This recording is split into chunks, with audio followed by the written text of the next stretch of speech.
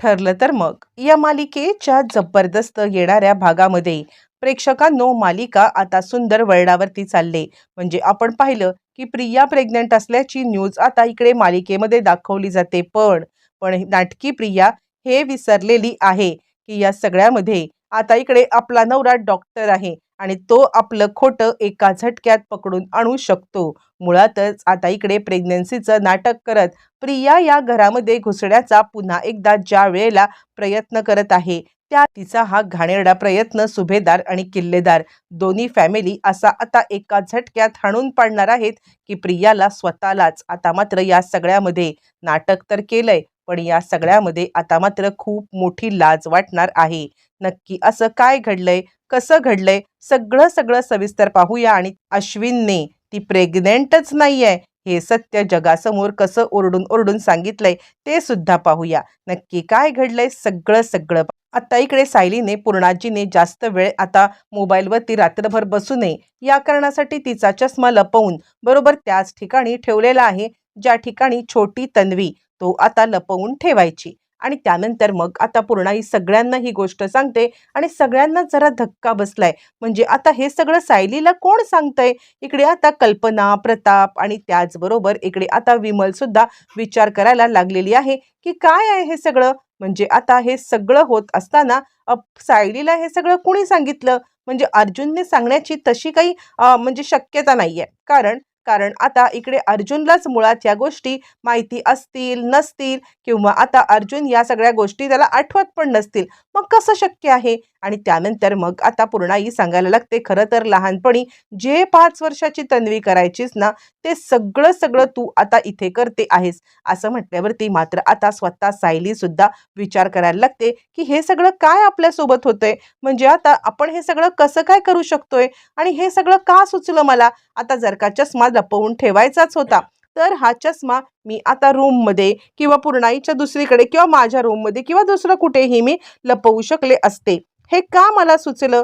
हे का सुचलं आणि आता मी हे का केलं? ती आता विचार करायला लागते, काय असं आहे माझं आणि तन्वी यांचं कनेक्शन असं काहीतरी आहे का की ज्यामुळे मी हे सगळं करत आहे? नाही, काहीतरी गडबड आहे.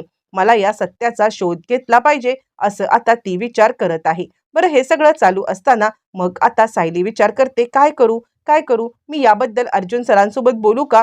पण किती आणि काय गोष्टी बोलू? आणि त्याच्यातच तिला अर्जुन सोबत बोलायला वेळच मिळत नाहीये. कारण आता पूर्णाई तिला अश्विनची बायको समजते. आणि त्यानंतर पूर्णाई प्रियाकडे सायलीकडे पाहते आणि ती सांगते, काय ग सायली, म्हणजे आता काय ग तन्वी, तुझ्या चेहऱ्यावरती इतका ग्लो का आलेला आहे? आणि त्यावरती आता इकडे सायली सांगायला लागते, नाही काही नाही. कल्पना म्हणते, काय ग, डॉक्टर काय म्हणाले? डॉक्टरांनी कसली आता औषधं वगैरे दिलेत का? यावरती सायली म्हणते, नाही, तशी काही औषधं वगैरे आता डॉक्टरांनी दिलेली नाहीयेत, पण म्हणजे काळजी घ्यायला सांगितले. यावरती पूर्णाई म्हणते, हो, खूपच उन्हाळा आहे, तू स्वतःची काळजी घे आणि जा बरं रूममध्ये जाऊन आता आराम कर. आणि असं म्हटल्यावरती मग आता सायली आत गेले. बरं, तो इकडे आता डॉक्टरांनी प्रियाचे रिपोर्ट दिलेत. पण पण आता इतके ही प्रिया इतकी नालायक आहे की आता हे सगळं तिने फक्त मॅनेज केलेलं आहे. ते म्हणजे स्वतःला या आता याच्यातून म्हणजे तिला स्वतःला स्वतःला इथून आता बाहेर पडायचं आहे या कारणासाठी. आणि या सगळ्यामध्ये प्रिया आता स्वतःच अडकणार असते. सायलीच्या रूममध्ये येते आणि त्यावेळेला सायली आता विचार करायला लागते, काय करू? मी अर्जुन सरांना फोनवरती ही गुड न्यूज देऊ का?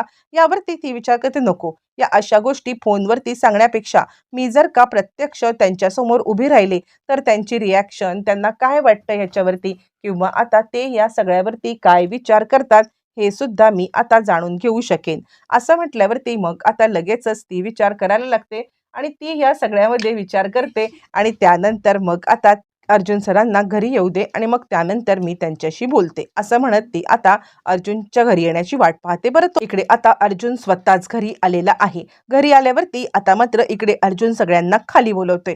खाली बोलवल्यावरती अर्जुन आता सांगायला लागतोय, मला तुम्हाला सगळ्यांना एक गोष्ट सांगायची आहे. आणि त्यावरती प्रताप म्हणतोय, काय रे, काय झालंय? यावरती तो म्हणतो, आज प्रियाच्या हिअरिंगची केस होती. म्हणजे खरं तर प्रियाला आज कोर्टामध्ये सादर करायचं होतं. तिला कोर्टामध्ये सादर करून आज आता तिला या सगळ्यामध्ये म्हणजे तिला शिक्षेची अनाउन्समेंट होणार होती. त्यावरती प्रताप म्हणतो, जाऊ दे ना, तिला एकदाची शिक्षा काही झाली ना की आता पुन्हा आपल्याला तिचं तोंड बघायची इच्छा सुद्धा नाहीये किंवा तिचं तोंड बघायची सुद्धा गरज नाहीये. बरं असं म्हटल्यावरती मग आता अर्जुन म्हणतो, जरी आपल्याला तिचं तोंड बघण्याची इच्छा नसली किंवा आपल्याला तिला या घरात आणण्याची इच्छा नसली तरी सुद्धा आपल्याला ते करावं लागणार आहे. आणि त्यावरती प्रताप म्हणतो, का काय झालं? आणि त्यावरती अर्जुन आता सांगायला लागतो, मुळातच या सगळ्यामध्ये आता इकडे मला म्हणजे जेलमधून फोन आला होता. प्रियाने खाणं पिणं सोडलेलं आहे आणि यावरती कल्पना म्हणते, सोडे की नाही तिने खाणं पिणं, आपल्याला तिच्याशी काय देणं घेणं आहे? काहीही देणं घेणं नाहीये. तिने खाणं सोडू दे, पिणं सोडू दे आणि ती तिकडे मरू दे, काही फरक पडत नाहीये. आणि त्यावरती अर्जुन म्हणतो, नाही फरक पडत आहे. पण आता तिने काय सांगितले माहितीये? तिने आता रिपोर्ट आणलेले आहेत, ती प्रेग्नेंट आहे. हे ऐकल्यावरती सगळ्यांच्याच पायाखालची जमीन हादरले. हे काय? प्रताप म्हणतो, काय हे सगळं? हे मला तर काही कळायलाच मार्ग नाहीये. आणि त्यावरती मग आता लगेचच इकडे सांगाय, अर्जुन खरं सांगू तर डॅडा मला सुद्धा काय रिॲक्ट व्हावं कळत नव्हतं. पण या सगळ्यामध्ये ती आता एकच हट्ट धरून बसलेली आहे, की माझी आणि माझ्या नवऱ्याची एकदा भेट घडवून आणा आणि तरच मी आता जगेन, नाहीतर मी स्वतःला संपवेन. आणि खरं तर आता इकडे तिने खूप मोठा गोंधळ घातलेला आहे. तो म्हणजे आता स्वतः मला पोलीस स्टेशनला पोलिसांनी सांगितलं, मी सावंतांना सुद्धा कॉल केला होता. तर सावंत आता म्हणाले, की ती काही खात नव्हती म्हणून डॉक्टरांना बोलवलं होतं आणि म्हणून डॉक्टरांना बोलवल्यावरती मग आता लगेचच डॉक्टरांनी ती प्रेग्नंट असल्याचं सांगितलंय आणि तिथपासून तिने ही नाटकं सुरू केलेली आहेत. यावरती सायली म्हणते, एक मिनिट, मी खरं सांगू का? तर मला काडी मात्र तिच्यावरती विश्वासच नाहीये. म्हणजे ती कोणत्याही परिस्थितीमध्ये आता इकडे आपल्याशी खरं बोलेल याची मला बिलकुल खात्री नाहीये. ती फक्त जेव्हा तोंड उघडते तेव्हा आता खोटं आणि खोटं, बस खोटंच बोलत जाते. आणि म्हणून मला वाटतंय आपण ह्याच्यावरती विश्वास नको ठेवायला. आपण ना तिला जर का या सगळ्यामध्ये जर का आता आपण तिची उलट तपासणी केली तर. आणि सायली विचार करते, अरे देवा, हे काय आहे नवीन? म्हणजे आता खरं सांगायचं तर मी माझ्या प्रेग्नन्सीची न्यूज आता सगळ्यांना सांगणार होते. पण मी माझ्या प्रेग्नन्सीची न्यूज सगळ्यांना सांगण्याच्या ऐवजी मात्र आता इकडे ह्या प्रियाने हे सगळं केलेलं आहे आणि तेच मला काही कळायला मार्ग नाहीये. आणि त्यानंतर मग आता इकडे लगेचच इकडे ती विचार करते, नाही ठीक आहे. यावरती कल्पना म्हणते, मग आता आपण काय करायचंय? आणि त्यावरती लगेचच मात्र आता सांगायला लागते, म्हणजे अर्जुन सांगायला लागतो, काही नाही, तिला आता पोलीस इकडे घेऊन येतील, एक डॉक्टर येतील, एक पोलीस येतील आणि ते तिला घेऊन येतील आणि त्यानंतर आपल्या सगळ्यांच्या उपस्थितीमध्ये ते दोघं जण बोलतील. ते दोघं जण ज्या वेळेला बोलतील आणि त्यावेळेला आपण सगळे तिकडेच असणार आहोत आणि त्यामुळे आता जे काही त्यांच्यात बोलणं होईल ते आपल्याला कळेल. सायली सांगते, एक मिनिट, त्याच्या आधी मला अश्विन भाऊजींशी बोलायला लागेल. इकडे पूर्णाजी म्हणते, काय ग, काय बोलतेस तू? अगं अश्विन भाऊजी? आता सगळ्यांना धक्का बसलाय, की पूर्णाजीच्या समोर आता कुणीच काही बोलून उपयोग नाहीये किंवा पूर्णाजीला या सगळ्यामध्ये काहीही सांगून आता उपयोग सुद्धा नाहीये. कारण काहीही झालं तरी सुद्धा जर का आता पूर्णाईने या सगळ्यामध्ये आता मात्र हे गोष्टी ऐकल्या तर तिला धक्का बसेल. म्हणून यांची कसरत आहे, की पूर्णाई इथे असायला नको आहे. आणि म्हणून आता सायली सांगते, चल पूर्णाई, आपण आता वरती जाऊया. अगं काही नाही, तोंडातून पटकन आता चुकून काहीतरी निघताना सायलीच्या डोक्यात बरंचसं काही चालू आहे. आणि सायली आता या सगळ्यामध्ये विचार करते, की मी अश्विन भाऊजींशी बोलून घेते. ही प्रिया 100% तोंड उघडते तेव्हा आता खोटंच बोलत असते आणि आत्ता पण ती खोटंच बोलत असणार. म्हणून आता सायली पुढचं काम करते, ती आता पूर्णाईला रूममध्ये नेते. बरं अश्विन घरी आलेला आहे. अश्विन घरी आल्यावरती मग आता लगेचच अश्विन म्हणतो, काय झालं? तुम्ही इतके सगळे आता सिरियस होऊन का बसलेले आहात?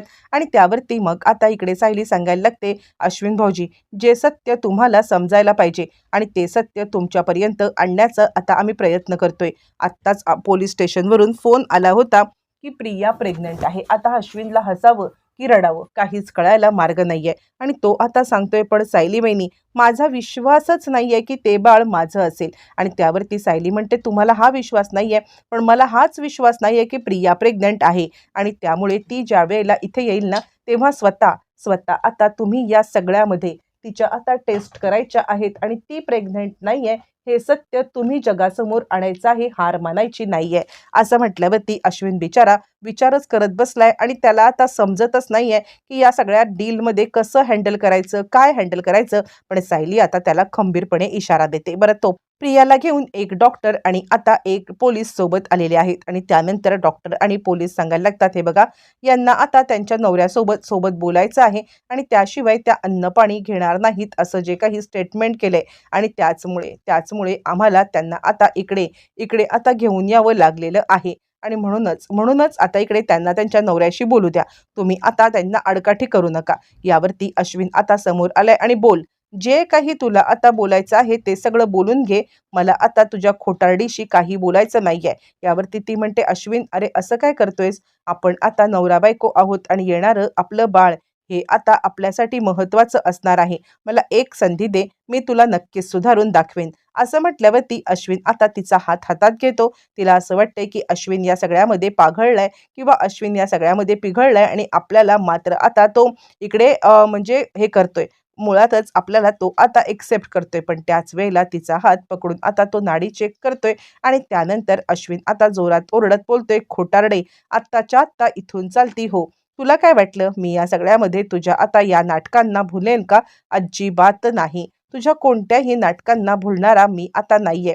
काहीही झालं ना तरी सुद्धा तू प्रेग्नंट नाहीयेस हे मला चांगलंच माहिती आहे. अगं मूर्ख मुली, इतका तरी विचार करायचा की तुझा नवरा डॉक्टर आहे आणि असं असताना तू जे खोटं काही हे करशील ते खोटं मी आता ऐकून घेईन. अजिबात नाहीये. तू प्रेग्नंट नाहीयेस आणि हेच त्रिकालबाधित सत्य आहे. आत्ताच्या आत्ता हिला घेऊन जा आणि कोणत्या डॉक्टरांनी हिचं चेकअप केलं आणि हिने डॉक्टरांना किती पैसे दिलेत हे सुद्धा आता मला सांगा. असं म्हणत अश्विनने धमाका करत प्रियाची हक्कलपट्टी केलेली आहे. प्रिया तर प्रेग्नंट नाहीये हे तर सत्य सगळ्यांच्या समोर आले, पण सायली प्रेग्नंट आहे हे सत्य कसं समोर येणार?